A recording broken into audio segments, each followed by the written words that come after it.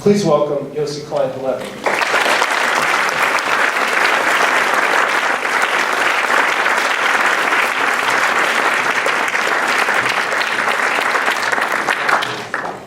Good evening, everyone. Professor Metris, thank you so much for that warm welcome. Deeply grateful. And Professor Rosenthal for really making me feel at home here and for bringing me, thank you. Finally, Barbara Schubert, thank you to you and your family for making this event possible, for making it possible for me to be in Cleveland. First time. Thank you. Why is peace between Israel and Israelis and Palestinians so elusive? Why does it seem that the more effort is invested by the international community to solve the conflict, the deeper, the more entrenched the conflict becomes? One reason, I believe, for why we have not been able to solve the conflict until now is because the peacemakers, the would-be peacemakers, the diplomats, have been applying the tools of diplomacy to a conflict that really is about something deeper than drawing a line on the map, than reaching a fair compromise, that both sides could somehow live with. Because if that were the case, if that was the obstacle to solving this problem, it would have been solved 20 years ago. We've just marked the anniversary of the Oslo process, 25 years, 1993, and 25 years of failure. And so what I would like to do tonight is reopen the reasons for why peace continues to elude us, and what might be an alternative approach which will be based in part on the book that I've written. And so my starting point in trying to unpack the complexity of the conflict, the intractability of the conflict, is that the tools of diplomacy which aim to solve concrete problems are exactly the wrong approach for this problem, which is not about tangible issues. Settlements, holy places, Jerusalem, all of those issues are consequences of a deeper conflict. And the conflict in the Middle East between Palestinians and Israelis is actually about intangibles. It's about legitimacy. It's about the right to exist, the right to define yourself as a people, the right to national sovereignty. It's about historical memory, fears, and traumas. And those are issues that the diplomats really don't have the tools to cope with. We need psychologists at the table. We need rabbis and imams. We need philosophers, theologians, in addition to the diplomats. And I'd like to read the opening page or so of my book as a way of beginning to unpack what this approach that I've tried to bring to this ongoing tragedy is. Dear neighbor, I call you neighbor because I don't know your name or anything personal about you. Given our circumstances, neighbor may be too casual a word to describe our relationship. We are intruders in each other's dreams, violators of each other's sense of home. We are living incarnations of each other's worst historical nightmares. Neighbors. But I don't know how else to address you. I once believed that we would actually meet, and I'm writing to you with the hope that we still might. I imagine you in your house somewhere on the next hill, just beyond my porch. We don't know each other, but our lives are entwined. and so neighbor. We live on opposite sides of a concrete wall that cuts through the landscape we share. I live in a neighborhood called French Hill in East Jerusalem, and my apartment is in the last row of houses, which you see as step-like structures built into the hillside. From my apartment, I can just barely see the checkpoint you must cross, if you have a permit at all, to enter Jerusalem. But I sense the checkpoint's all-pervading presence.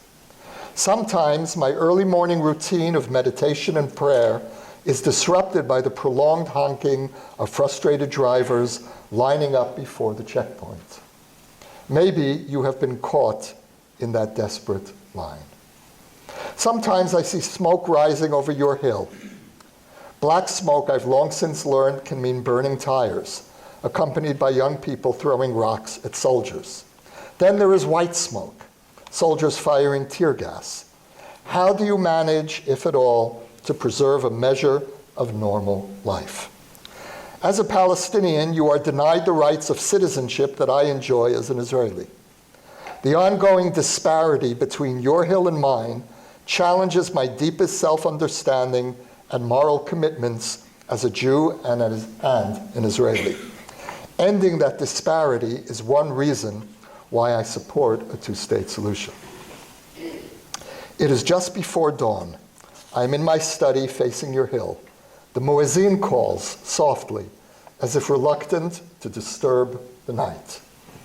I wrap myself in a white prayer shawl and sit cross-legged on a meditation pillow. I touch my forehead to the ground, a nod to the call to prayer coming from across the way. In my most intimate conversation with God, I am hoping to speak to you.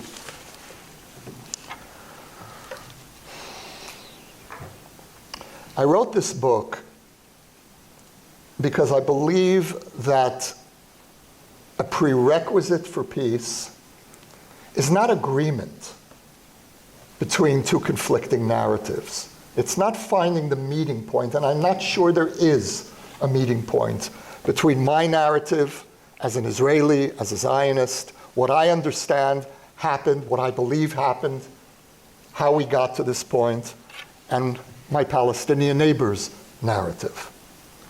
But I believe that we need to accommodate each other's stories. We need to at least hear each other's stories. And we need to change, if not our own narrative about ourselves, we need to begin rethinking our narrative of the other, the way in which each side demonizes the other. I wrote this book to explain to my neighbor who I am as a Jew, as an Israeli, why I left my home in New York City in 1982 and moved to Jerusalem, why the Jewish people returned home from 100 exiles, why and how we re-indigenized ourselves in the land of Israel, the land we share with the Palestinian people. And I wrote this, again, not to convince my neighbor of my narrative, but to begin a process where we can begin telling each other our deepest stories. The conflict, as I understand it, is really about legitimacy, about the right of each people to define itself as a people and to national sovereignty. For many years, I've been following the Palestinian media, and the portrait that I see of the Jewish people and of Israel that's reflected in the Palestinian media across the political spectrum, from Hamas to Fatah, is a picture that I don't recognize of myself.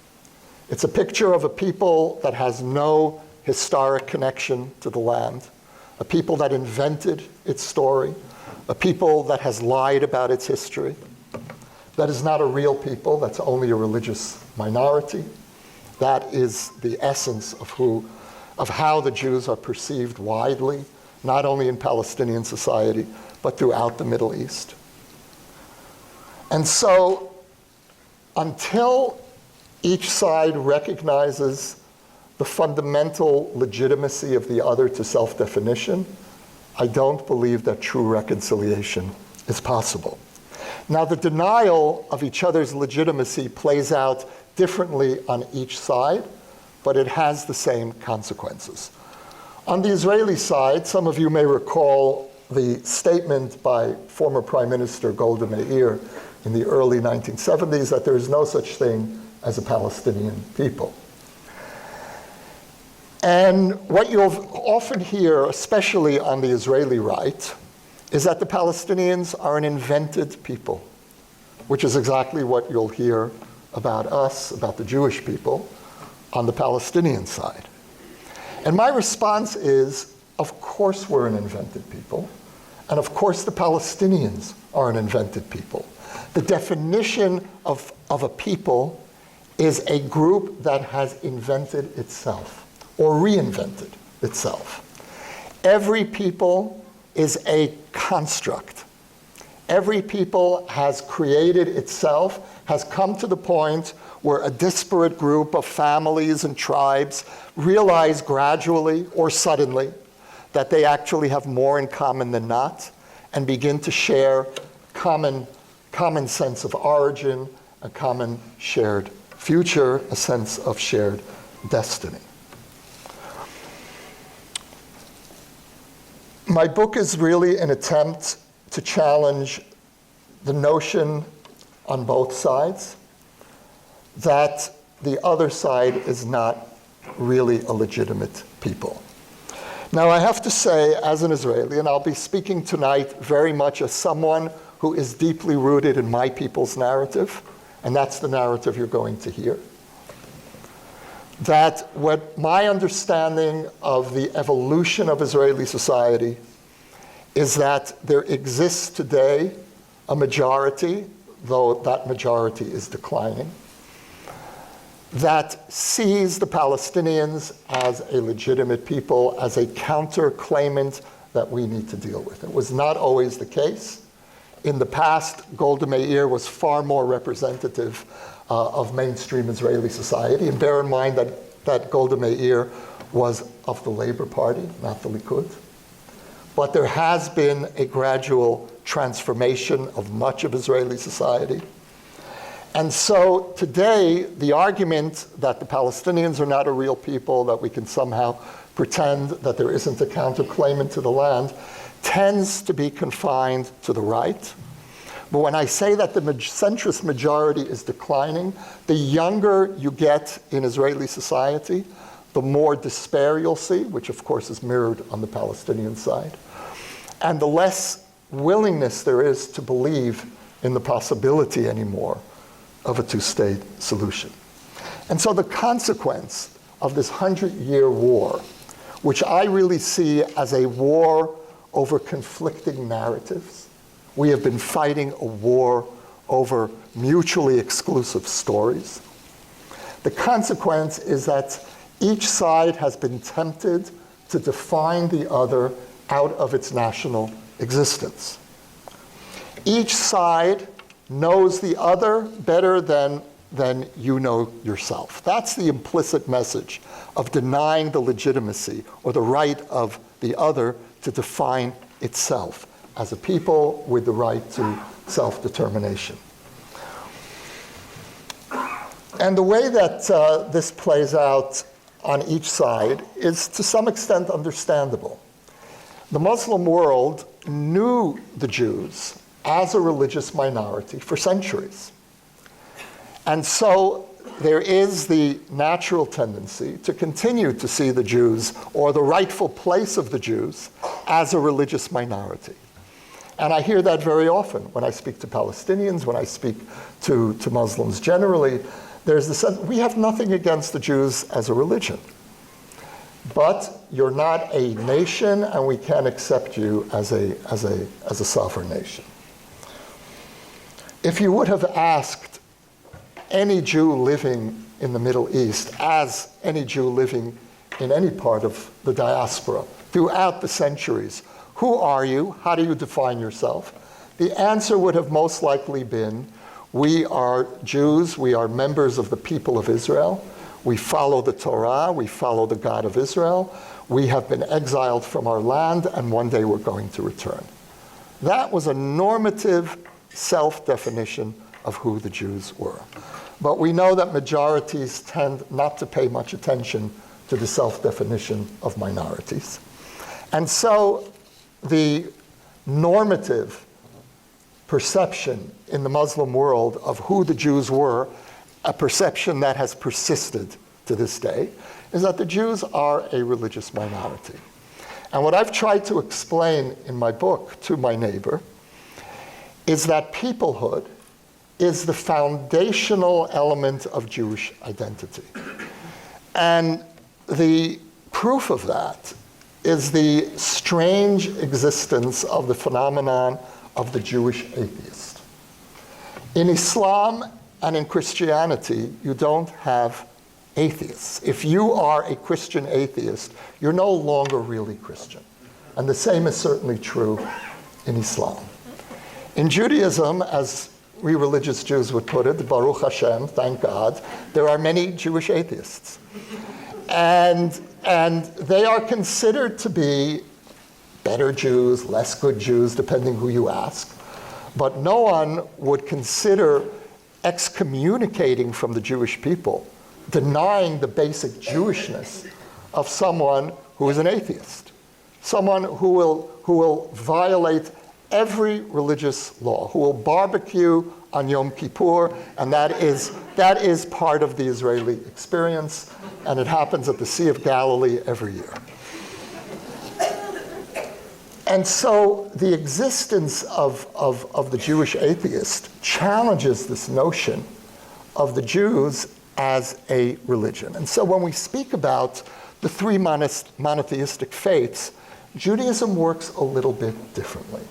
And the reason it works differently is because Christianity and Islam are universal faiths, intended in principle for the entire world.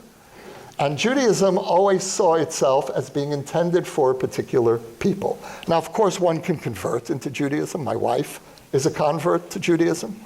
But the normative understanding of the self-understanding of the Jewish people is that Judaism was meant for this particular people, and that was the mission of this people was to carry this particular religion into the world. And so, because of that, peoplehood is actually a religious category in Judaism. Peoplehood has a religious value. And that creates that possibility for the strange existence, the seeming contradiction of a Jewish atheist, which, of course, in the Jewish community is regarded as a reasonably normal part of our communal existence.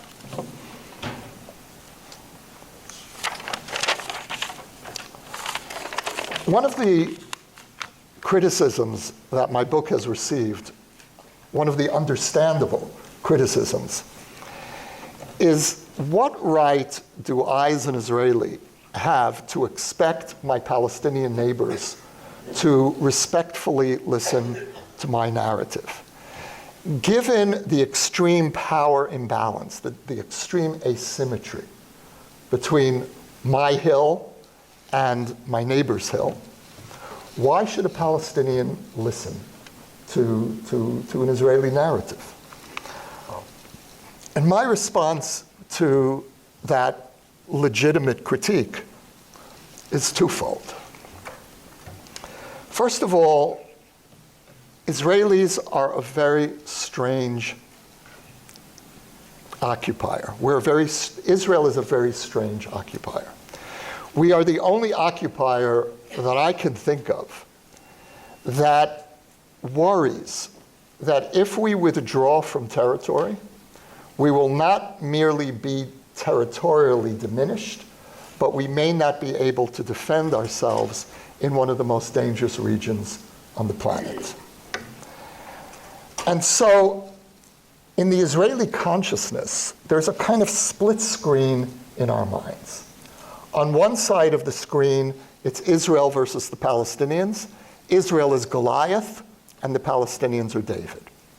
On the other side of the screen, it's Israel versus the Arab and Muslim worlds, and there, Israel is David, and the region is Goliath.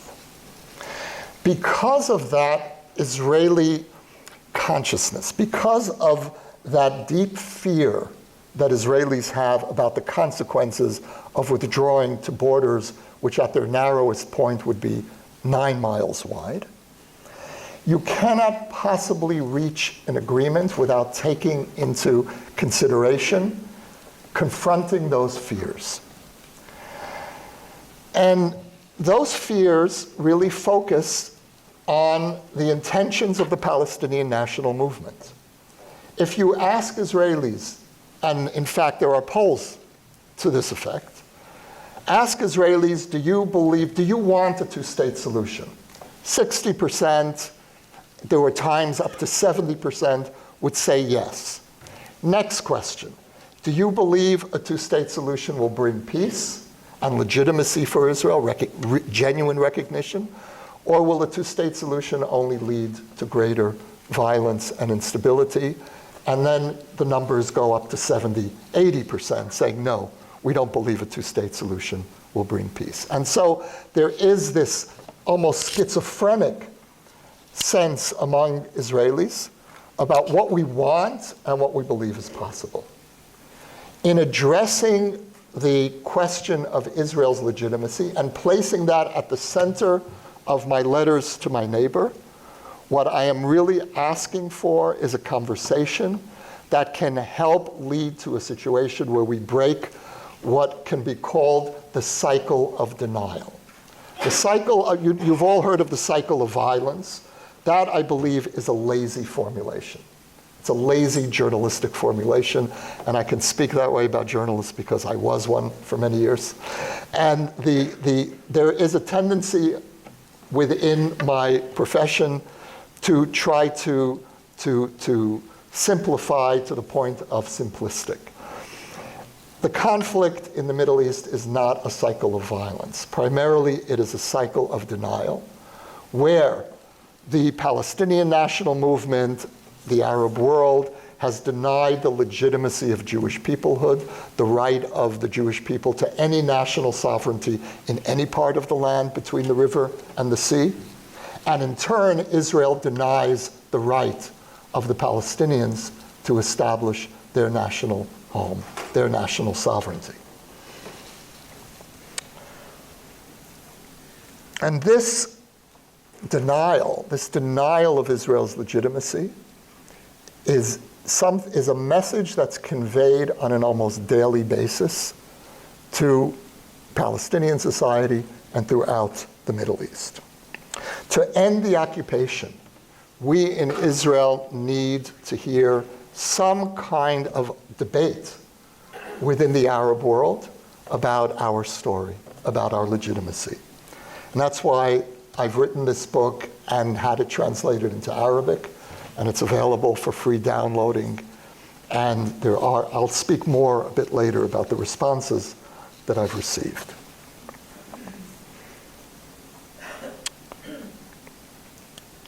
The worst way to try to achieve peace, and anyone who knows Israeli society will recognize this is true, is to push Israelis into a corner, is to create a situation where Israelis feel that there is a fundamental assault on our being, on our legitimacy. And that, I would add, is really one of the tragedies from, not just from an Israeli perspective, from a long-term perspective of the possibilities for peace of the BDS movement, the movement to boycott Israel.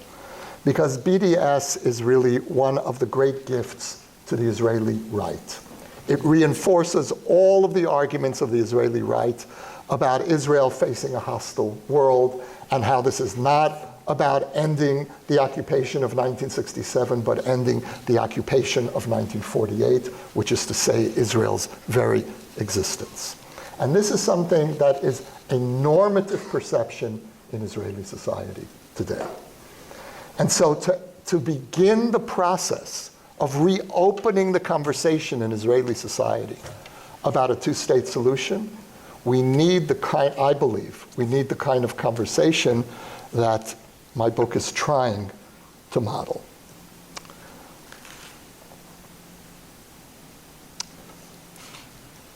The wall that exists outside my window that separates my hill in Jerusalem from the hills, the West Bank, across the road, across the wall, is a daily reminder to me of the intractability of this conflict, of the visible and invisible walls that we build against each other.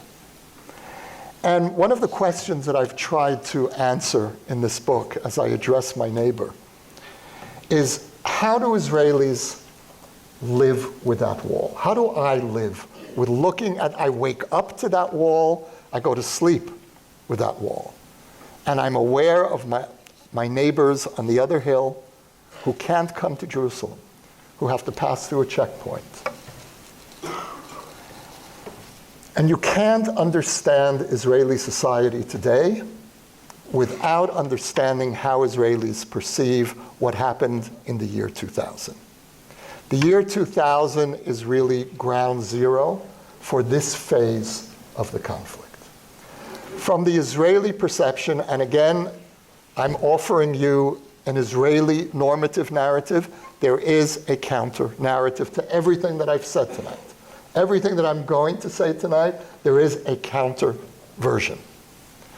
The Israeli mainstream version of what happened in the year 2000 was that the Israeli government tried for the first time to end the conflict, end the occupation, create a Palestinian state, first at Camp David in July 2000, then 6 months later by accepting the Clinton proposals in December 2000, which would have created two states. Israel would have dismantled dozens of settlements. Jerusalem would have been redivided. A road would have connected the West Bank and Gaza, cutting through Israel. The Israeli government said no.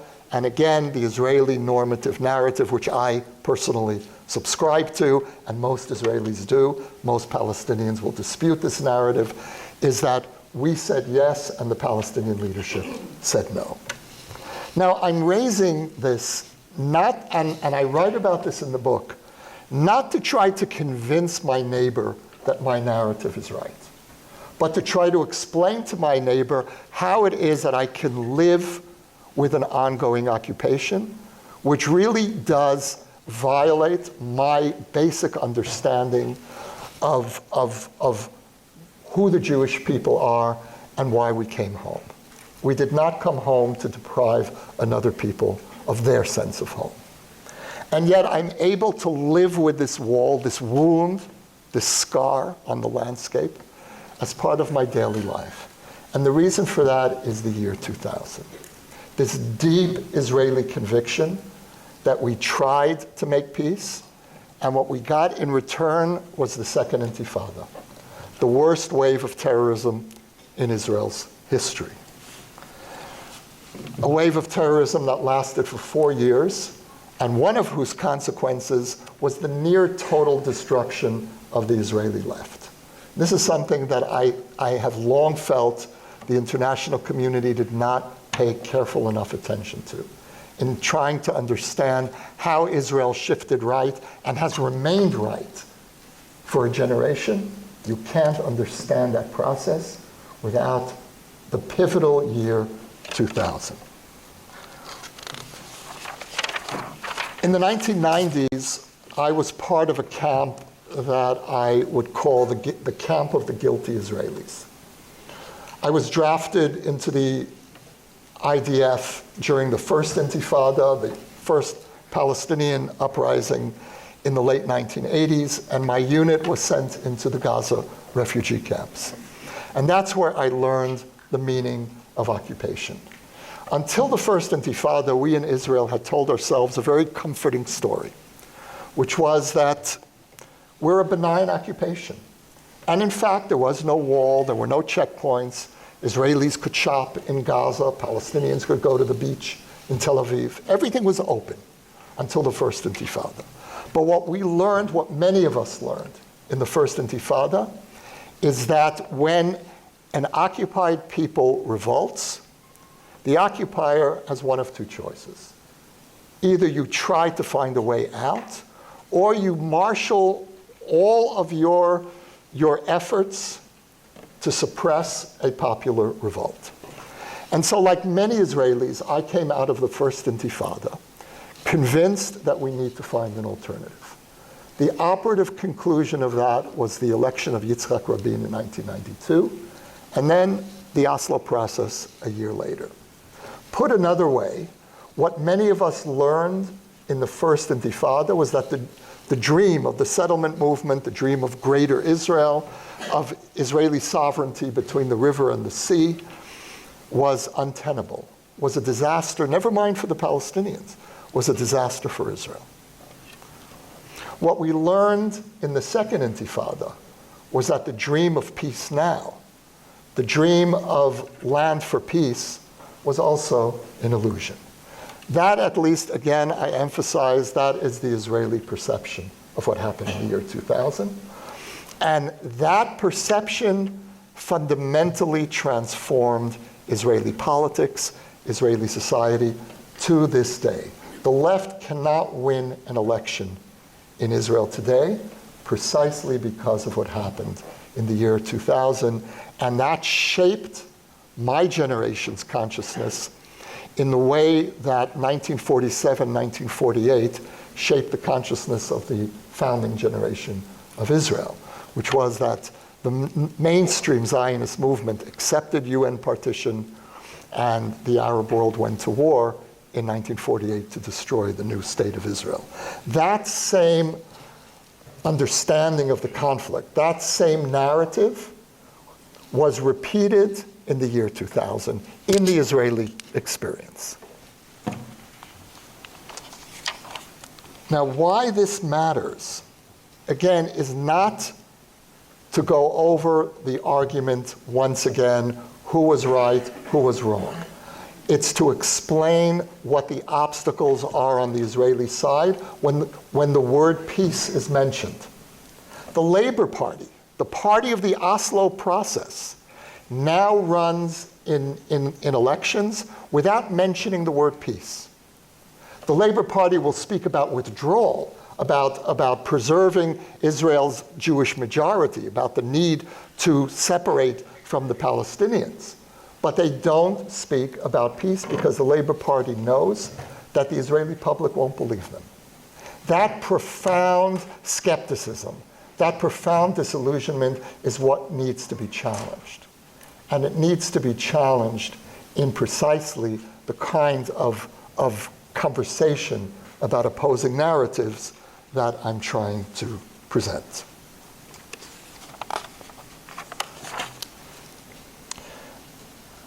My book offers three challenges to the conventional wisdom of peacemaking in the Middle East.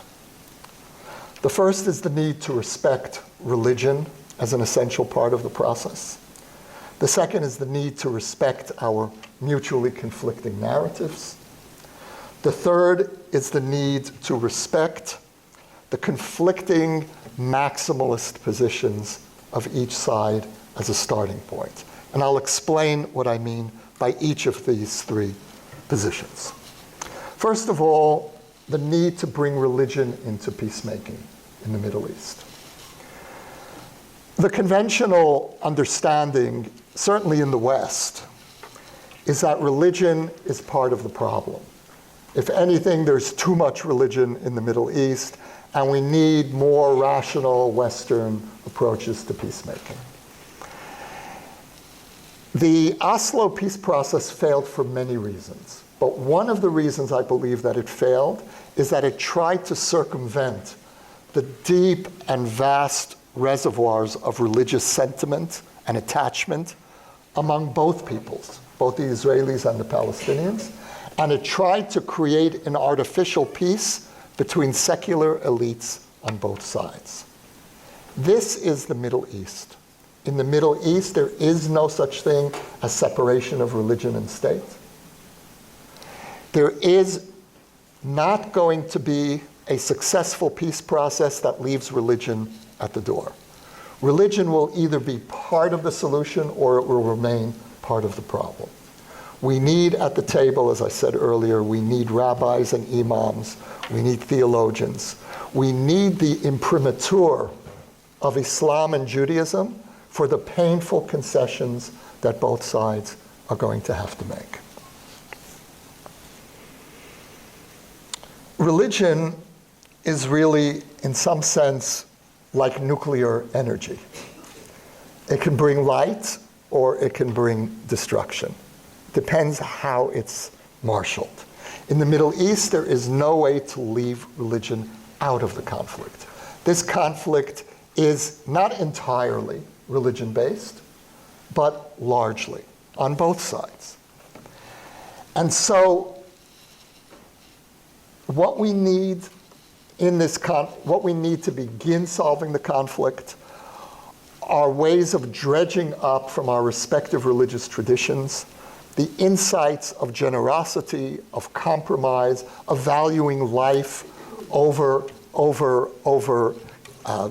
territorial demands. And each religion has the capacity. In my experience, I certainly know from my own tradition, and I know that Islam has the capacity as well to offer religious justifications for the sanctity of life, for compromise, for peace. The second argument of the book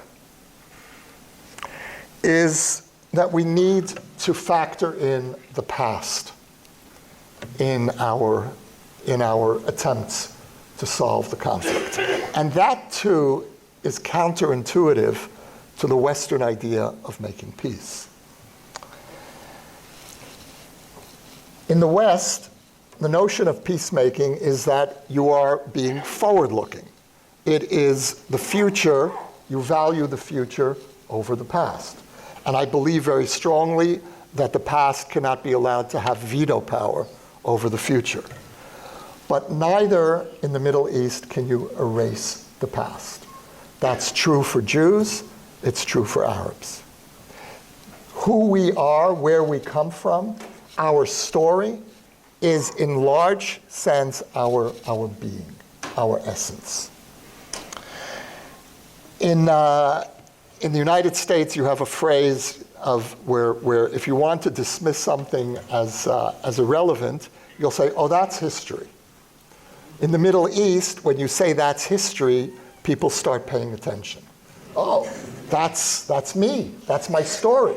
These are my ancestors. That's who I am. That's who I got here.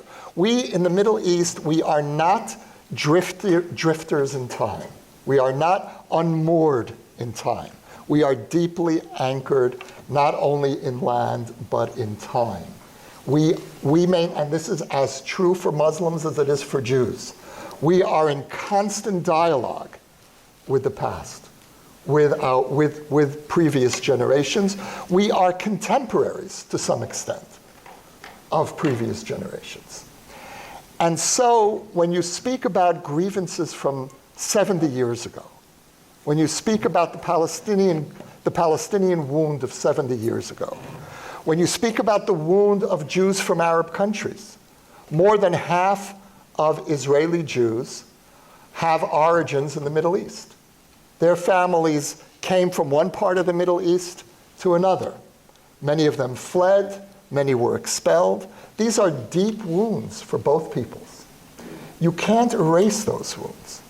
And so we need to find the wisdom of integrating, of making space for memory, for the past, for the grievances, for the claims. Honor the past, but again, not allow the past to predetermine and to preclude the possibility for overcoming the past. But we will not get to the future without, in some sense, acknowledging the past. I spoke not long ago on a panel with a Palestinian woman from who lives near Hebron, and someone in the audience, we were at a conference in Washington, and someone in the audience said, you're talking about what happened 70 years ago. Can't you let go? And we both, at the same time, simultaneously shouted, no! It was this visceral response to an attempt to dismember something essential in our being. And so there is no way to leave out who we are and how we got to this point. The third element that I believe is essential, and this is probably the most counterintuitive of any of these positions, is that any attempt to make peace is going to have to acknowledge the legitimacy of the maximalist claims of both sides. What makes this conflict ultimately so intractable is that each people can make a compelling claim based on its own self-understanding for why the totality of this little land between the river and the sea belongs by right to them. Palestinians will often tell me, you know, this little mini-state, West Bank, Gaza, my family came from the Galilee or from Jaffa. And that's Palestine. And my response is, you're right. What is today the state of Israel is for you the land of Palestine. The problem is that what you call the West Bank is Judea and Samaria for me. Hebron is a city that has had the longest Jewish presence of any city in the world. 4,000 years of Jewish history in Hebron, in Hebron. And so for me, Hebron is far more a part of my being than Tel Aviv. I love Tel Aviv. My kids live in Tel Aviv. I wish they lived in Jerusalem. And, but Tel Aviv is a baby city. And Tel Aviv is a city built on sand. And that for me is a kind of metaphor. It's a city without deep roots. Our roots are in Hebron. And so what do?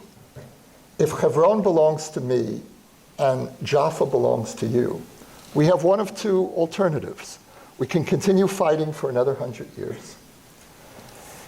And maybe one side or the other will ultimately prevail and push the other into the desert, into the sea. Or we can do what neither people really wants to do, which is cut this beloved land. One crucial reason why partition has not worked, and partition has been on the table for more than 70 years. The first partition proposal was in 1937. The reason that partition fails ultimately is because each side knows that partition is a profound injustice to its own being, to its legitimate claim to the totality of the land. And so when I say that we need to accommodate the maximalist claims of both sides, I say that as a starting point. My starting point is no different from the settlers. To use the language to use Talmudic language, kula sheli, it's all mine. The problem, of course, is that there is a counterclaimant who makes the same argument. I don't want a two-state solution. I say it openly.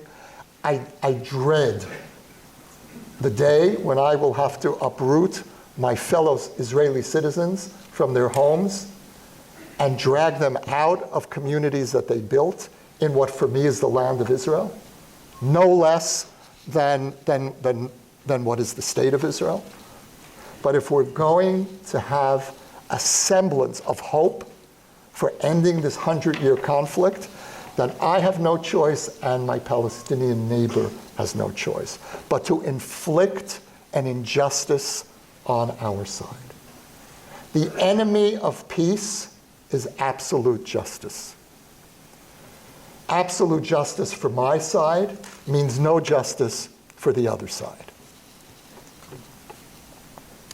And so each side is going to have to contract its claim to the point where the land of Israel the state of Israel cannot equal the land of Israel, and the state of Palestine cannot equal the land of Palestine. That's the meaning of a two-state solution. And it is brutal to both sides. And unless the peacemakers acknowledge just how profound and painful that process is going to be for both sides, we will continue to remain stalemated.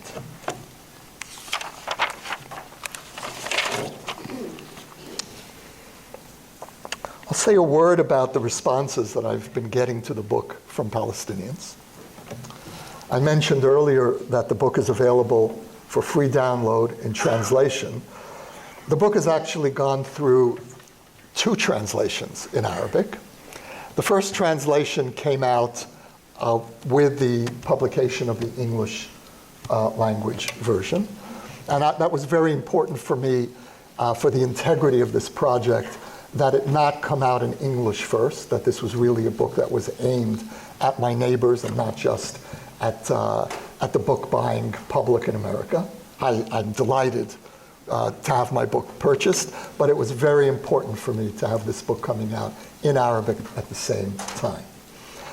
And one day, not long ago, a couple of months ago, a young man from the West Bank, a young Palestinian man, shows up in my office at the Hartman Institute, where I'm a fellow, and said, I read your book in English. A friend had passed it on to me. And then I read the Arabic translation. He said, the Arabic translation is not good. And he said, here is a sample. Here are 5 pages of a translation that I've done, and show it around. And if you're interested, I'll do a retranslation. I showed it around, and the response was, this is really remarkable. And he's all of 28 years old. And so I hired him to do a retranslation, which was just completed. And the book has so far gotten about 1,000 downloads. And my hope is to substantially increase that number. I've just recently gotten a grant to build a website in Arabic and to hire this same young man to do social media in Arabic and to really try to bring this out. We have a group of young Palestinians in Jerusalem who have adopted the book as part of a book club and will be reading the book every week for 20 sessions. Some of the responses that I've gotten a lot of very angry responses, and I've gotten responses that are deeply moving. For example, a young woman in Gaza wrote me saying that I'm reading your book because I hope it will give me hope. I've been invited for coffee all over the West Bank. And I've begun getting long letters in response to the book, which I intend to include in a new epilogue to the paperback edition, which should be coming out in the spring, letters from Palestinians to an Israeli neighbor. And one of the letters that I received from someone named Walid Isa, who was from the Dheisheh refugee camp near Bethlehem. And Walid came to the States to study and now is living here. And Walid and I are going to be doing a campus tour in a couple weeks. And Walid wrote me a letter saying, "Dear future neighbor." And he says, I say future neighbor because as long as the occupation continues, we can't really consider each other neighbors, but I hope one day that we will be. And then he wrote, he said, I have my grandfather's key, the symbolic key to the lost home in what is now the state of Israel. And Walid writes, he says, I can't give up that key. That's my legacy. But I don't have to be committed to politically implementing the key.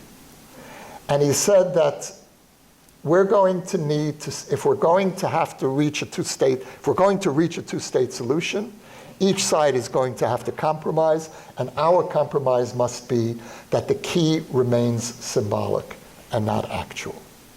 And that we need to separate the right from the return. And that the return will happen to a Palestinian state, and that is really where that will be the basis of a two-state solution. And so those are some of the responses that I've begun getting. I have very realistic expectations, which is to say very modest expectations for what this project can achieve. I'm hoping to model a possible conversation. I'm hoping that this book can offer Israelis and Palestinians a language to begin speaking to each other in a different way. And beyond that, as we say in the Middle East, God is great. I'd like to end with a brief reading, and then we'll open for conversation.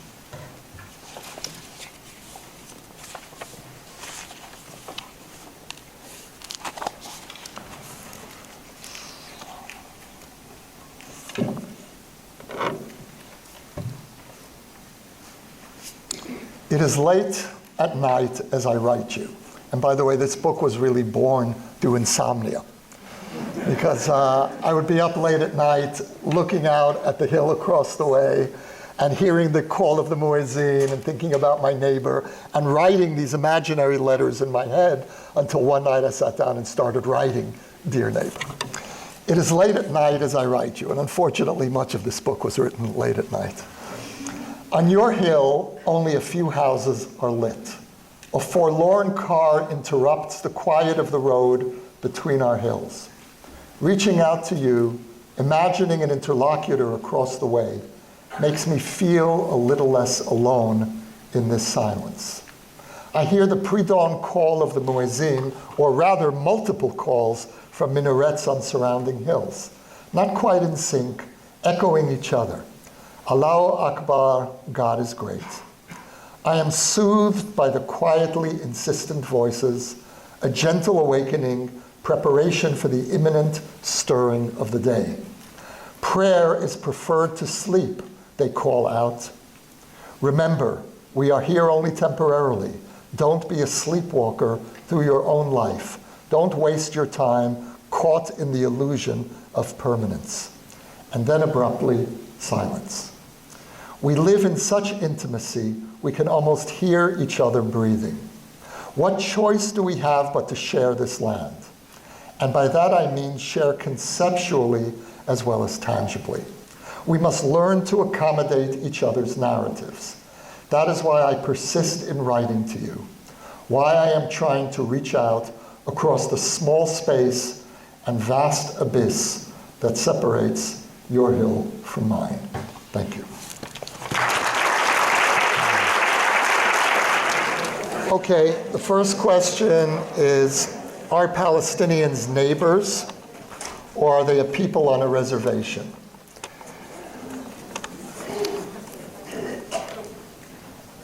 I wrote this book because I find the current situation unbearable, because I find the status quo unbearable.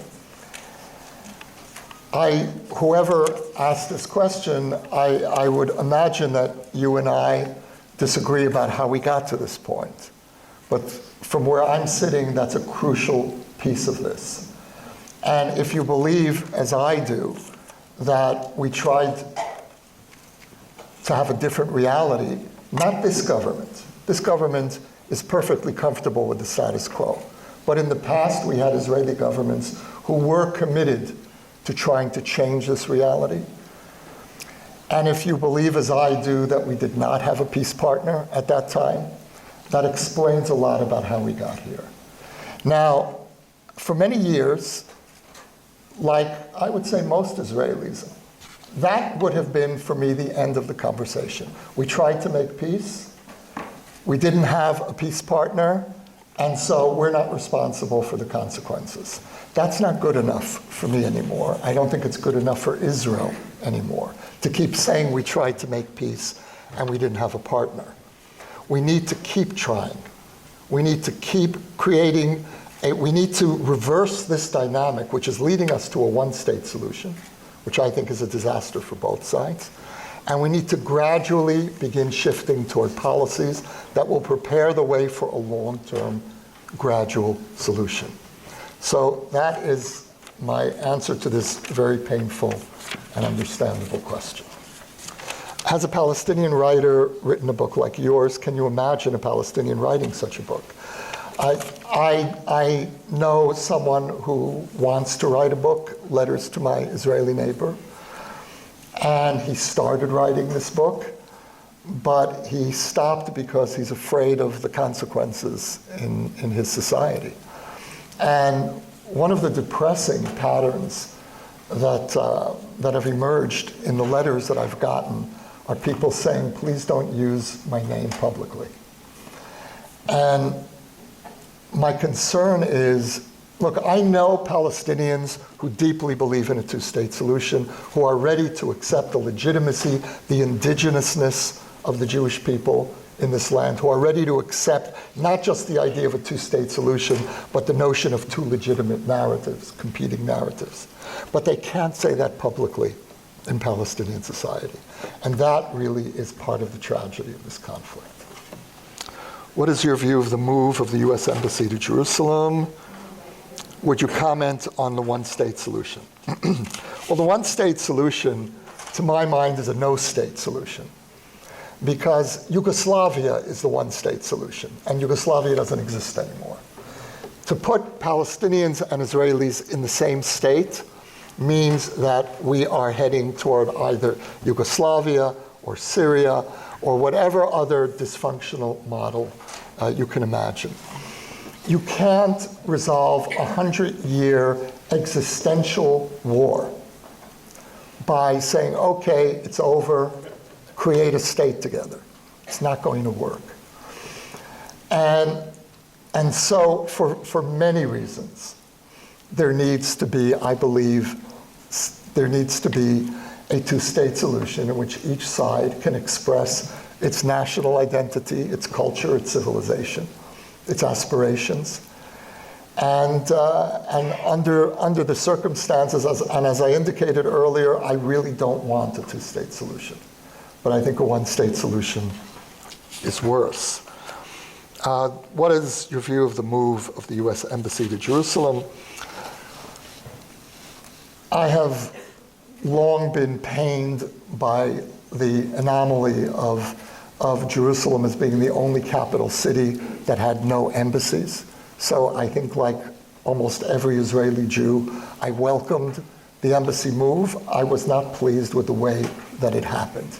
I would have liked to have seen some acknowledgement, serious acknowledgement of the presence of the Palestinians in Jerusalem, who are almost 40% of the population, some acknowledgement of Palestinian counterclaims, some acknowledgement of the powerful presence of Islam in Jerusalem and what Al-Aqsa means to Muslims around the world. And I often hear Jews on the right dismiss the Muslim attachment to Al-Aqsa as it's only the third holiest site in Islam. Well, you know, when I think of what the third holiest site in Judaism is it Rachel's tomb in Bethlehem? Is it the tomb of the patriarchs and matriarchs in Hebron? Those are places that are an essential part of my religious being. And to create some artificial hierarchy that you then just dismiss as being irrelevant. I know what Al-Aqsa means to Muslims because I work with Muslims in a project at the Hartman Institute called the Muslim Leadership Initiative. We bring groups of Muslim American leaders to the Institute to study Israel, Judaism, the conflict. And the first thing, literally the first thing that participants who come on the program do, they drop off their luggage at the hotel and they run off to Aqsa. And it is such a powerful experience. It shapes their entire time in Israel, in Jerusalem. And so there really is this I feel that there really was a missed opportunity to reassure the Palestinians and reassure the Arab and Muslim worlds that the embassy move was not a provocation, but part of a process. And Palestinian men, translate your book from English or from Hebrew into, from the Palestinian translator translated my book from English into Arabic. It has not yet been translated into Hebrew. That will hopefully be happening soon. Did you write letters originally in English or Hebrew? Unfortunately, in English. I've lived in Israel for 35, 36 years now, but my English is still my mother tongue. It's better than my Hebrew. Have you ever been contacted by the Israeli government to participate in the peace negotiations process? Thank God, no. I have a friend of mine who has been involved since the Oslo process in those negotiations. And when he speaks about his career, he introduces himself by saying that I have a very long and extensive and impressive resume in failures. And now, how do you see the policies and actions of the Netanyahu government impacting on a path to peace? I wish that my government would not only be committed to Israeli security and a firm military posture, which I affirm and which I'm grateful to my government, but I wish that my government also had the capacity for generosity, for some sense of offering a vision of hope, for speaking to the region not only in the language of security and threat, but also of opportunity and reconciliation. I don't believe that one negates the other. I don't understand why one has to be a leftist to speak about peace. Peace is not a left-wing value. It's a Jewish value, from my point of view. And it's an essential Israeli interest. It's not a left-wing interest. And yet there's something really skewed in the way in which the Jewish people generally have been navigating this question, where if you're right-wing, if you're for a strong security posture, well then peace and justice and reconciliation, it's not part of your vocabulary. And it often, and the reverse is often true too. On the left, if you care about the soul of Israel, but the physical well-being of Israel and Israel's ability to defend itself is not necessarily part of your vocabulary. And so what we need, both left and right, I feel, is a much more integrated approach where Israel's security and Israel's long-term need to be part of the region that we live in are not seen as mutually exclusive and as part of rival ideological camps. Do you think the threat posed by the Iranians and Hezbollah and the Russians, and the Alawite alliance, could unite Israelis and Palestinians? At this point, truthfully, I don't think anything is going to unite Israelis and Palestinians at this moment, but I do see another potentially hopeful dynamic, and I raise this with care. But what the Iranian threat to both Israel and the Sunni world has created is the first genuine Israeli-Sunni strategic alliance. We've never had that before. And it's the Saudis and the Gulf states and Egypt and Jordan. And my hope is that this strategic alliance against a common threat could turn into a political alliance in which the region will be brought into Palestinian-Israeli negotiations. I don't believe that Israelis and Palestinians, without bringing the region in, can bring peace. You know, there was always this notion you have to bring the international community in to make peace. Well, it was always bringing the wrong part of the international community in. You don't bring in the US and Europe to make peace in the Middle East. You bring in our neighbors to make peace. And until recently, until the emergence of the Iranian threat, that was inconceivable. And so one of the unintended, unexpected blessings of this growing Iranian threat, and again, not only to Israel, but I would say even more so to the Arab world. Iran today effectively controls, either directly or indirectly, 4 Arab capitals, four Arab countries. It controls, through proxy, Yemen and Syria, Iraq, and Lebanon, to one extent or another. And this is terrifying for the Arab world. And so there is a potential here for widening the circle of these dead-end negotiations. And I also think that bringing the region in to negotiations is a more accurate reflection of the power balance in the conflict. Because if it's only Israel and the Palestinians, then the asymmetry is overwhelmingly on Israel's side.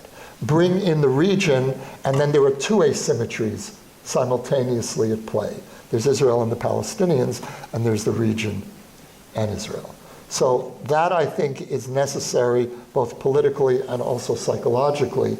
And in the Middle East, as I've really tried to convey tonight, the psychological component of this conflict is no less essential to unraveling, to understanding, than the tangible political conflict. Thank you all very much.